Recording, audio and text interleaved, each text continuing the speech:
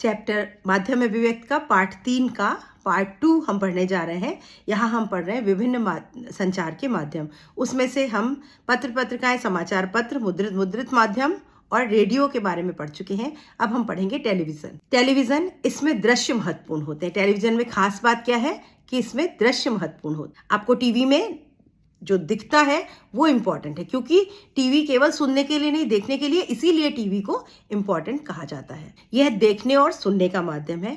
Television समाचार या आलेख स्क्रिप्ट लिखते समय ध्यान रखना पड़ता है कि दृश्य शब्दों के अनुकूल हो। अभी जब रेडियो में समाचार लिखते थे तब तो हमने एक स्क्रिप्ट बना करके दे दी संवाददाता को, उसने पढ़ दी। लेकिन टीवी में जो लिखा जाता है उसको ऐसा लिखा जाता है कि जो कुछ स्क्रीन पे चल रहा है बिल्कुल उसके अकॉर्डिंग आप न्यूज़ बोल सकें। तो समाचारों को दृश्यों के अनुकूल लिखना पड़ता है। जैसे जैसे स्क्रीन पर दृश्य आ रहे हैं वैसे वैसे आपके शब्द जो है वो वहां पर आने चाहिए। तो टीवी के लिए जो स्क्रिप्ट लिखी जाती है उसमें दृश्यों का ध्यान रखा जाता है। कम से कम शब्दों में ज्यादा खबर दिखाई जाती है। लेखन की पहली शर्त दृश्य के साथ लेखन है। लिखने की पहली शर्त क्या है, पहला चैलेंज क्या है कि दृश्यों के साथ साथ आपको लिखना होगा। पहला भाग में खबर को पढ़ा जाता है, दूसरे भाग में खबर से संबंधित दृश्य दिखाए जाते हैं। पहले न्यूज़ रीडर आता है, वो अभी आपको मैं ये बताने जा रहा हूँ, ये बताने जा रहा हूँ, वो बताने जा रहा हूँ, उसके बाद फिर इस सीन दिखा देता है। और टीवी की खबरों के विभिन्न चरण होते हैं। अभी इसके स्टेप्स होते हैं। क्या क्या होते हैं? पहले फ्लैशबैक या ब्रेकिंग न्यूज पर खबर तुरंत दर्शकों तक पहुंचाई जाती है। जब हम न्यूज की बात करते हैं तो स्क्रीन पर न्यूज रीडर न्यूज पढ़ रहा है, तभी नीचे एक ब्रेकिंग न्यूज लिख करके आता है और एक स्क्रिप्ट चलती है, एक स्क्रॉलर चलता है, उसके ऊपर वो खबर हाईलाइटेड कलर में एक मुख्य खबर चल रही होती है, तो उसको कहते हैं ब्रेकिंग न्यूज। और या फ्लैश, अचानक कुछ फ्लैश होता है, बार बार आता है स्क्रीन पे, बार बार आता है अचानक। जैसे हम लोग कोरोना का टाइम था तो न्यूज़ चल रही है, उसके साथ साथ एक फ्लैश चलता था, कोरोना पीड़ित लोगों के इतने लोग इन्फेक्टेड, संख्या बढ़ गई, 1000, 1200, 1500, 2000, इस तरह से फ्लैश आता था। तो जब कोई इंपॉर्टेंट खबर होती है तो उसको ब्रेकिंग न्यूज़ में दिया जाता है या फ्लैश में दिया जाता है। अब आपसे पूछा जा सकता है फ्लैश किसे कहते हैं या ब्रेकिंग न्यूज़ किसे कहते हैं, और आपको ऑप्शन दिए होंगे, आपको छांटना होगा। कम शब्दों में केवल सूचना मात्र। ब्रेकिंग न्यूज़ या फ्लैश किसे कहते हैं? बहुत कम शब्दों में सूचना, केवल सूचना। अभी अभी दिल्ली में भूकंप के झटके, ये हो गई ब्रेकिंग न्यूज़। अब डिटेल आपको बाद में बताया जाएगा, कितने रेक्टर का इसका भूकंप आया, कितनी हानि हुई, कितने कोई नुकसान नहीं हुआ या कितने लोग घायल हुए, इस तरह की खबरें डिटेल आपको बाद में, लेकिन वो ब्रेकिंग न्यूज़ होगी, उसको फ्लैश दिखाया जाएगा आपको। तो ये कम शब्दों में अधिक बात बताई जाती है, सूचना दी जाती है। अभी दूसरा एक बच्चों, अब यहाँ पर कुछ टर्म्स हैं जिनको आपको याद रखना होगा, यही आपसे शॉर्ट क्वेश्चंस में पूछे जाएंगे। ड्राई एंकर, ड्राई से एकदम आसान है, आपको समझ में आ जाएगा। ड्राई मतलब सूखा, उसमें ज़्यादा कुछ मिर्च मसाला नहीं होता। तो खबर रिपोर्टर से मिली जानकारी सीधे दर्शकों तक एंकर द्वारा पहुंचाई जाती है, इसमें दृश्य नहीं होते। कोई खबर आई और संवाददाता ने, अच्छा अभी आपको बता रहे हैं कि बोर्ड एग्जाम की डेट जो है वो टल गई है, इतना बता दिया। ये क्या है? Dry anchor. जो एंकर है उसने ड्राई आपको खबर बता दी, कोई खबर की दृश्य नहीं दिखाया। तो बिना दृश्यों के जब समाचार सीधे बता दिए जाते हैं दर्शकों को तो उसको कहते हैं dry anchoring. Phone in anchor reporter से फोन पर बात करके सूचनाएं दर्शकों तक पहुंचाता है। अभी मैं एंकर हूं और मैंने फोन लगाया और रिपोर्टर से बात करी, हाँ आप इस समय वहां है ना श्वेता जी, आप इस समय जम्मू कश्मीर में हैं, हाँ बताइए इस समय वहां का क्या हाल है। तो श्वेता जी ने मुझे बताया कि हाँ वो इस समय यहाँ पे बिल्कुल बम चला है और अभी इतने लोग घायल हैं, और हमने ये बात आपको सीधे दर्शकों को पहुंचा दी मैंने। तो जब एंकर रिपोर्टर से फोन पे बात करके दर्शकों तक पहुंचाता है तो उसको कहते हैं फोन इन। इसमें क्या होता है?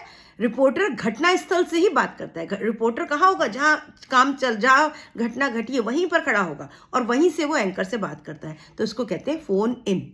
उसके बाद एंकर विजुअल क्या? जब घटना के दृश्य या विजुअल मिल जाते हैं तब उन दृश्यों के आधार पर खबरें लिखी जाती हैं। जो एंकर पढ़ता है उसमें दृश्य भी दिखाए जाते हैं। जब एंकर कोई खबर पढ़ रहा है और साथ में उसके दृश्य भी चल रहे हैं तब उसको कहा जाता है एंकर विजुअल, यानी एंकर खबर पढ़ रहा है और साथ में विजुअल्स भी आपको दिखा रहा है। बच्चों बिल्कुल जनरल बातें हैं जो हम देखते हैं, सुनते हैं रोज, केवल उन्हीं को उनके जो टर्म्स हैं, स्पेशल टर्म्स, विशेष पॉइंट, बस वो आपसे पूछे जाएंगे। आपने एक बार समझ लिया तो आप बहुत आसानी से अपने कॉमन सेंस से प्रश्नों के सही ऑप्शन छांट सकते हैं। एक बार समझने की बात है। एग्जाम में जाते समय एक बार नोट्स पर नज़र डाल लीजिएगा, आपको सब कुछ आ जाएगा। कोई भी प्रश्न ऐसा नहीं होगा जो नहीं आएगा, और मैं आपको बाद में इसके एग्जाम्पल क्वेश्चंस भी करवाऊंगी। एंकर बाइट, अभी दूसरा टर्म क्या है? Anchor bite. टेलीविजन पत्रकारिता में बीट का काफ़ी महत्व है। एंकर बाइट किसे कहते हैं? टेलीविजन जो पत्रकारिता होती है उसमें बीट का महत्व क्या है? बीट हम पहले पढ़ चुके हैं। किसी खबर को पोस्ट करने के लिए बाइट दिखाई जाती है। घटना के बारे में प्रत्यक्षदर्शियों का कथन दिखाकर या सुनाकर प्रामाणिकता प्रदान की जाती है। इसको कहते हैं बाइट। यानी जैसे मैंने आपको खबर सुनाई कि दिल्ली में इस समय 26 जनवरी की तैयारियां चल रही हैं। अभी मैंने उसके साथ साथ आपको किसी से, वहाँ दिल्ली के किसी से बात करवाई।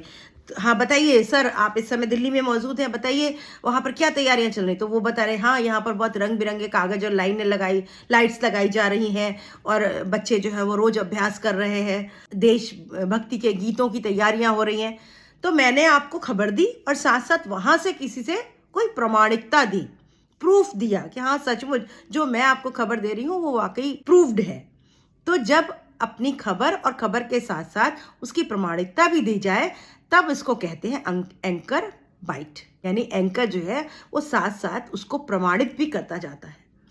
मैं कहूँ एग्जाम की डेट शीट बदल गई, तो क्या आप विश्वास करेंगे? जब तक मैं डेट शीट नहीं दिखाऊंगी नहीं।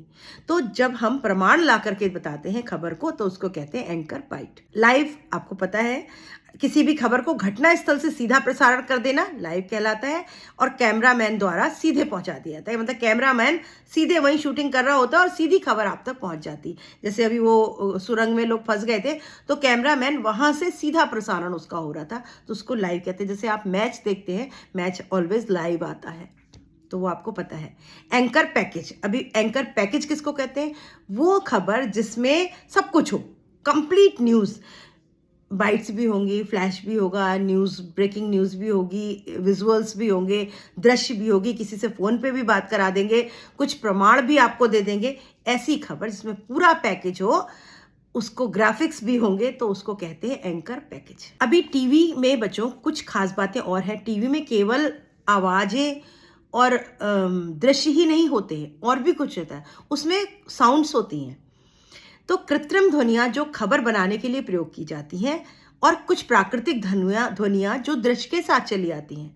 जैसे कृत्रिम ध्वनियाँ, जैसे युद्ध का, आजकल जो यूक्रेन में युद्ध चल रहा है उसकी कोई खबर आ रही हो तो पीछे से एक अजीब सा म्यूजिक बजाया जाता है, युद्ध वाला म्यूजिक, तो वो आर्टिफिशियल साउंड दी जाती है, उसको बस इफेक्ट डाला जाता है कि आपके ऊपर, दर्शकों के ऊपर एक प्रभाव पड़े। अच्छा खबर उसकी आ रही है, गनों की आवाज़ और तोपों की आवाज़, वो आवाज़ें कृत्रिम रूप से आर्टिफिशियली वहाँ से डाल दी जाती। खबर आपको बता रहे हैं यूक्रेन की और आवाज़ें सुना रहे हैं बम और उसकी, तो वो यूक्रेन में तो बैठे नहीं है, तो ये कृत्रिम यानी आर्टिफिशियल साउंड्स उसमें डाल दी जाती हैं।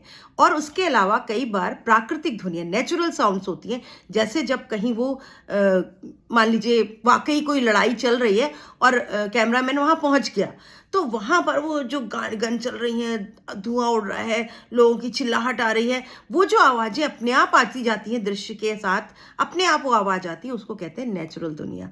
तो कृत्रिम ध्वनियाँ और प्राकृतिक ध्वनियाँ, ये दो ध्वनियाँ होती हैं जो दृश्य के साथ साथ अपने आप चली आती हैं। जैसे ट्रेन, जैसे रोड पर कोई एक्सीडेंट का अगर न्यूज़ आपको दी जा रही है तो रोड पर हॉर्न बज रहा है, साइकिल जा रही है, रिक्शा जा रही है, ये सब आवाज़ें अपने आप पीछे से आ जाएंगी, तो ये हो गई नेचुरल। तो जो साउंड अपने आप आ जाती है उसको कहते हैं नेट साउंड। क्या कहते हैं? Net sound. नेट से जब हम दृश्य दिखा रहे हैं तो अपने आप कुछ साउंड्स उसमें आ जाती है, उसको कहा जाता है नेट साउंड। उसके बाद होता है बच्चों वॉइस ओवर। अभी ये सब आपको पता है, मुझे मालूम है कि आप लोग आजकल सारे बच्चे हमारे, उनको सब पता है कि वॉइस ओवर किसे कहते हैं। वॉइस ओवर, सीन चल रहा है और पीछे से माइक पर उसको वॉइस ओवर दिया जाता है। कि आप पीछे से कोई डॉक्यूमेंट्री फिल्म चलती है तो उसमें क्या होता है, सीन दिखा रहे हैं और पीछे से आवाज़ आ रही है, इसको कहते हैं वॉइस ओवर। पीछे से आवाज़ को देना, अलग से आवाज़ उसमें डाल देना, वॉइस ओवर कहलाता है। शब्द और दृश्य, विजुअल और वॉइस ओवर, दो दृश्यों के बीच के पुल का काम करता है। यह उनके बीच का अंतराल भरने के भी काम आता है। अभी ये जो वॉइस ओवर है इसका क्या काम है?